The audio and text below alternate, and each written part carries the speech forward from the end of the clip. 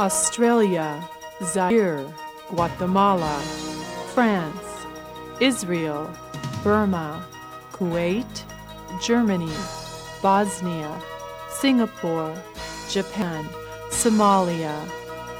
The names of these nations are like names of individual people with different personalities, characteristics, and values.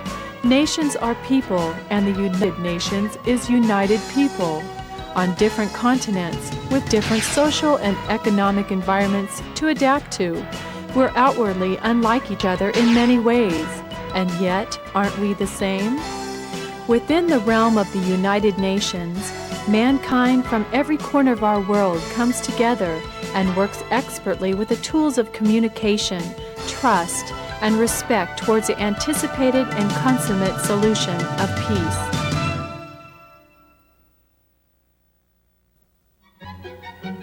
Lord Robert Cecil had lived through it all. He had worked with Smuts and Woodrow Wilson on the writing of the content of the League of Nations, and through all those years between the wars, struggled to keep it strong and effective.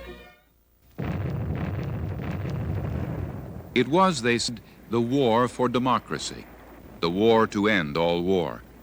But soon they saw the glamour had gone forever from combat, to be replaced by a grotesque new technology of destruction, embracing aerial bombing and mustard gas. The casualty figures after a major battle would look like the population statistic for a large city. An entire generation of Europe's youth was wiped out. It was parade's end, wrote Ford Maddox Ford. And there were to be no more parades. After 4 years of Holocaust and torment, the world was screaming out its revulsion to war. The man of the hour, a leader determined in Augustan idealism to convert armistice into enduring peace, was the President of the United States, Woodrow Wilson. He journeyed through Europe to receive the acclaim of millions. Though European leaders may have suspected his motives, Europe's masses showed him their fervor and prayed that this man from the New World could bring peace. He went to the birthplace of his parents in Manchester, and he made a speech about the League of Nations in Manchester, which was so magnificent that people said it had all the atmosphere of a marvelous service in a great cathedral. And when he'd finished, there was about a minute's silence before they broke into a tumultuous applause which never ended. And Woodrow Wilson went round the continent, alas, not to the devastated areas of France, but he went to Rome, he went to Paris. In Rome, the president of the Senate, after he had addressed the two chambers of their parliament together, said, "Mr. President, you are not only the President of the United States, you are the President of us all." And Woodrow Wilson was the great prophet of the League. And without him, no League could have been made, because he forced it through the peace conference in Paris in 1919. But quite equally, without Robert Cecil, no covenant could have been written. I was one of the secretaries to the Commission, and so I'm able to testify that without him, certainly no covenant would have been agreed to. Many cities hoped to be chosen as the capital of the new world of peace, but the honor fell soon to Geneva, where Eric Drummond arrived in the fall of 1920 with a small group of associates to form the nucleus of the first international civil service in world history. And soon the delegates came too, to hold the first meeting of the League Assembly. Cecil was there. Paderewski of Poland.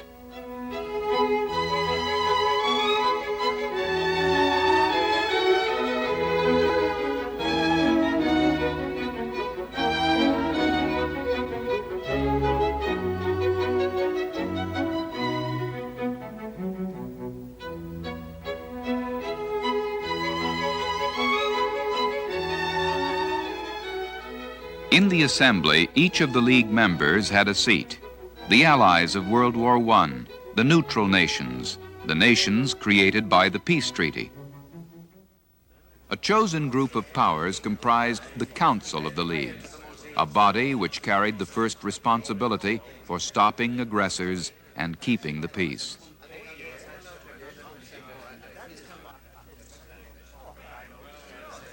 Here, too, unanimity was required. Even the small powers had the veto. But chances for decision-making were better because the group was more compact and the issues concerning it often perilous for all. The victors were permanent members of the Council: Britain, France, Italy, and Japan. Later, Germany and Russia were also given the prerogative of permanent membership.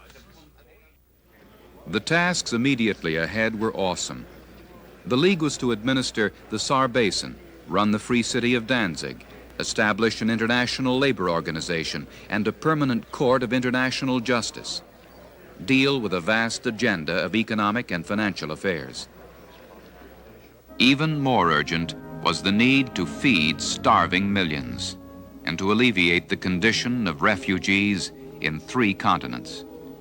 The war was done, but its debris and wretchedness still lay visible over half the world. The presence of the delegates was itself a grand show. Patriarchs of an age that was past, rubbing elbows with spokesmen of brand new nations. Colorful figures from lands we once called far away and exotic. All joining together in at least a semblance of fraternity at the round table of the world. Such scenes gave promise that the powerful and sinister combinations of the past were gone, and that a new age of peace had arrived. Geneva's lake seemed no less cheerful to the delegates of 1930, nor were the breezes less bracing.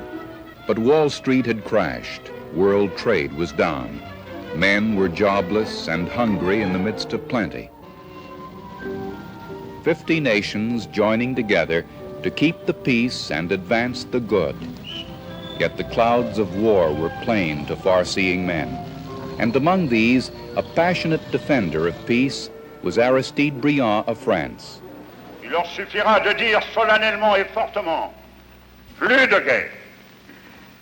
Nous n'acceptons pas que dans aucun cas, pour aucune cause, dans aucune circonstance, la guerre que nous avons clouée au pilori comme un crime puisse se réveiller contre les peuples.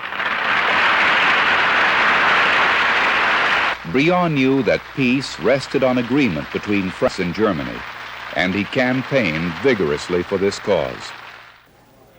In the first decade of its existence, the Council of the League had acquired a bedrock authority.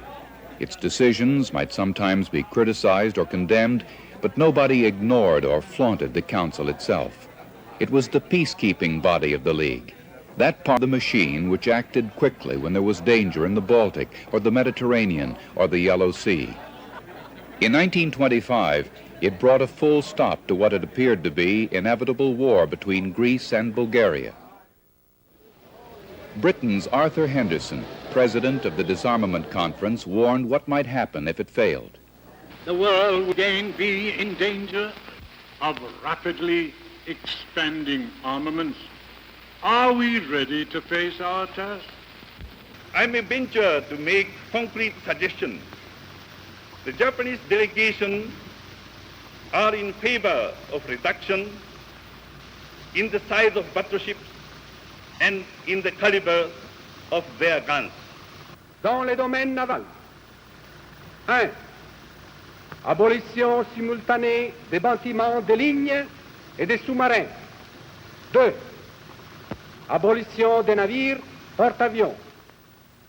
Mussolini's foreign minister, Grandi, had taken a very strong line in favor of proposals for drastic all-round disarmament, which were put forward by President Hoover on behalf of the United States. The disarmament conference failed, synchronously with Hitler's rise to power. He denounced the Versailles Treaty, quit the League, and started massive rearmament.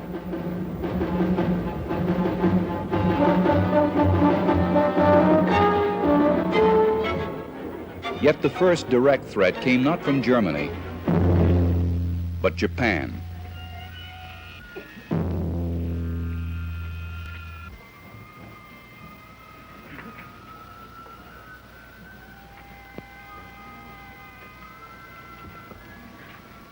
The priests bless an army leaving to conquer Manchuria, China's northernmost province.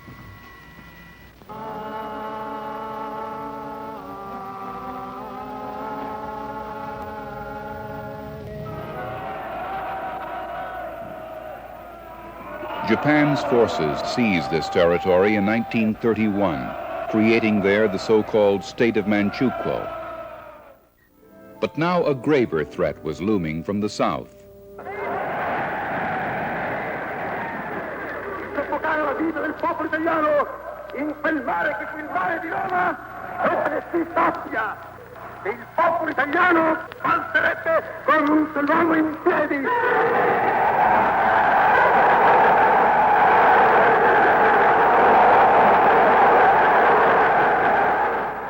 In Africa, Mussolini's armor was poised on the frontiers of Ethiopia, his soldiers sworn to wipe out the humiliation of Adwa, where Ethiopian tribesmen had defeated Italy in 1896.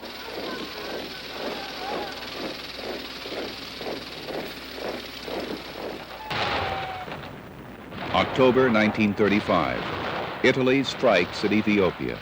The League brands Italy an aggressor, but can do little to help the retreating Ethiopians. The Council calls for economic sanctions, tries to twist Mussolini's arm with a trade embargo, but the Italian army rolls on. Le gouvernement éthiopien a le devoir de proclamer, en toute loyauté, que, subissant une guerre injuste, décidé à défendre jusqu'à la mort son indépendance et son intégrité, quelque longue que doit être cette guerre, il ne cédera pas contre. Monsieur le délégué, on ne supprime pas la guerre, on la remplace. Et on la remplace parce que l'histoire ne s'arrête pas. Si pour son compte, la Société des Nations s'arrête, l'histoire ne peut pas forcer par des sanctions poursuivre son chemin, car son chemin est la vie. The League has two main tasks. First, to avert war by the just and peaceful settlement of all disputes. Secondly, if we fail in our first objective, to stop war. And it is by the League's effectiveness in realizing this aim that the League will be judged. Sanctions did not keep Italian bombers from taking off. Mussolini's son told reporters how agreeable it was to bomb the tribesmen. Collective security was dead. The teeth of aggression were bared, and the sword was out of the scabbard.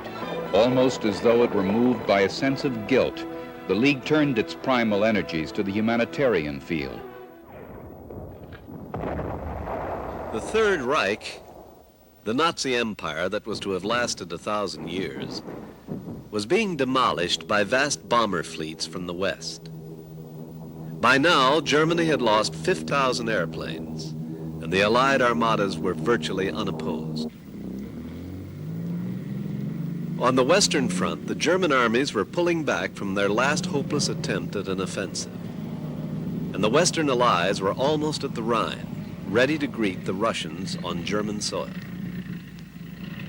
Britain, relieved at last from the perils of Nazi bombers, was the great staging area for this final phase of the European war.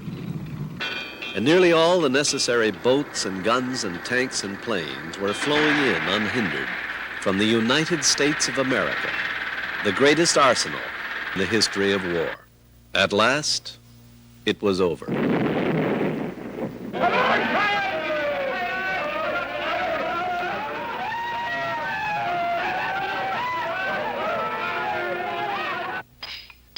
The Axis was smashed.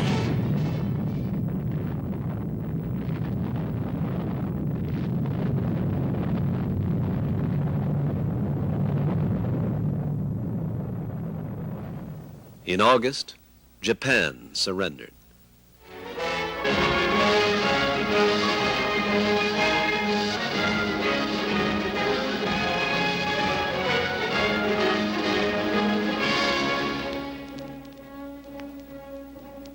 $100 million men had been called to the armies in World War II. But now, the boys were coming home.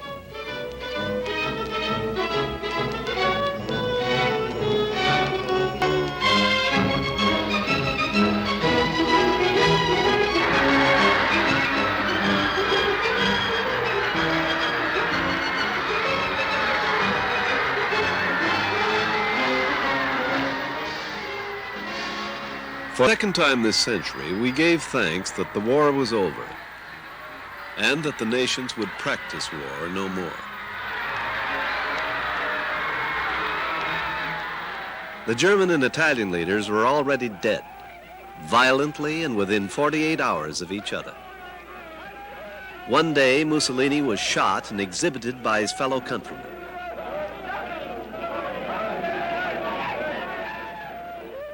Two days later, Hitler died by his own hand in a Berlin bunker. Exiles returned to take charge once again in the capitals from which they had escaped or been driven.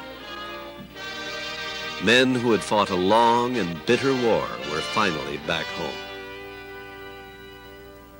In the years of occupation, new leaders had emerged in countries formerly colonial. And now they were knocking at the door of independence. Nationalist parties were awake and active, from Indonesia to New Delhi, each of them asserting the principle that a country belongs to the people who live in it. Before the war, 1/3 of the world had been ruled from Western Europe. In the generation after 1945, over 1 billion people were to change their allegiance. More than 50 new countries were to assert their pride and independence as sovereign states. These were the events of 1945, and threaded through their story is, of course, the story of San Francisco. No diplomatic gathering in history has ever captured the hopes of all the world as did the organizing conference of the United Nations when it opened on April the 25th, 1945. The representatives of 50 countries assembled and the conference began. They agreed on a procedure, moved into committee, and started to write the charter. They made a General Assembly in which all United Nations member countries would have an equal vote. They created a Security Council to keep the peace, with permanent seats for America, Russia, Britain, France, and China, and based its power on the rule of unanimity of the permanent members. They fashioned a trusteeship council to help certain colonies to independence, and an economic and social council. They created the office of Secretary General and set down the duties of the Secretariat. Then they signed the charter they had written and agreed on a way for governments to confirm the signature of their delegates. And they went home. On October the 24th, 1945, the United Nations, as we know it today, began its official existence. And the charter became a treaty, legally binding on the nations that signed it. It began with these words: "We, the peoples of the United Nations, determined to save succeeding generations from the scourge of war, which twice in our lifetime has brought untold sorrow to mankind, and to reaffirm faith in fundamental human rights, in the dignity and worth of the human person, in the equal rights of men and women, and of nations large and small, and to establish conditions under which justice and respect for the obligations arising from treaties and other sources of international law can be maintained, and to promote social progress and better standards of life in larger freedom, and for these ends, to practice tolerance and live together in peace with one another as good neighbors, and to unite our strength to maintain international peace and security, to ensure by the acceptance of principles and the institution of methods that armed force shall not be used save in the common interest, and to employ international machinery for the promotion of the economic and social advancement of all peoples, have resolved to combine our efforts to accomplish these aims." And that day, it fell to Britain's Lord Robert Cecil to pronounce the Amen. The League is dead. Long live the United Nations.